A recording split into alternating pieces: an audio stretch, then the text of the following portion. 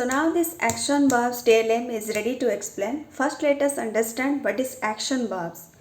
Action verbs are those that involve the movement of one's body in one way or other. Some examples of verbs referring to actions are jump, cry, swim, drink, walk, read, laugh, cook, listen, see, run, sleep, dance, eat, fight, drive, etc.